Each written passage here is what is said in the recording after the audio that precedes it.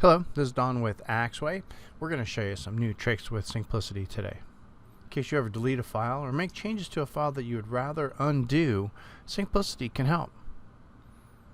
Let's start off by going into our Syncplicity folder. We're just going to open up our Explorer window here, go right into our RS drive, and we're going to go into our awesome project folder. In here we have a sample document. That'll do. We're going to open this guy up. So we're going to come in here, we're going to make some changes. I'm making some edits. I'm feeling a little bit creative today. I'm fairly certain that I want all this text now to be orange. I think we want it to be bold. Yeah, that's better. And I think we want to change the fill color here. Let's see here. Let's change the fill color to orange as well. There we go. I like it. So we've made our changes, and then we're going to go ahead and save that file.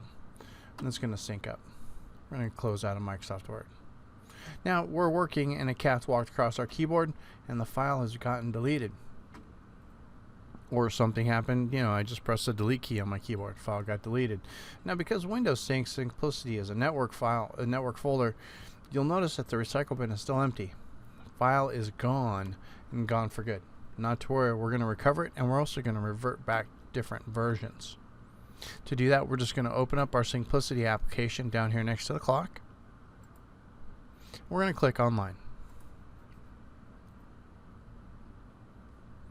So once we're in our online file browser, we're going to see here's our awesome project folder. We're going to go ahead and go in there. And we're going to notice that our document is still missing, right? But what we can do here is we can click on the Show Deleted Items link right here at the very top. We're going to click on this. And you're going to see here is our deleted file. It's like, oh, there it is, magical. We can click on this, and then from here we can restore.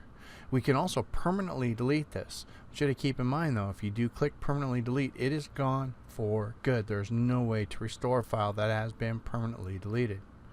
But we're not doing that. We're just going to hit restore on this one. So we click restore. We click restore again. The screen flashes once or twice, and that file's back. Now, as I mentioned before, we can also do some versioning. So if we right click on this file, you can go to where it says versions. And you're going to see all of the versions of this file that have been created, starting from the very first time that this document was added in 2019 on July 17th, all the way up to the current version, which was just created a few moments ago.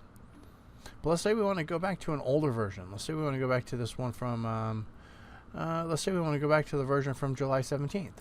So we just click this, and then we click restore.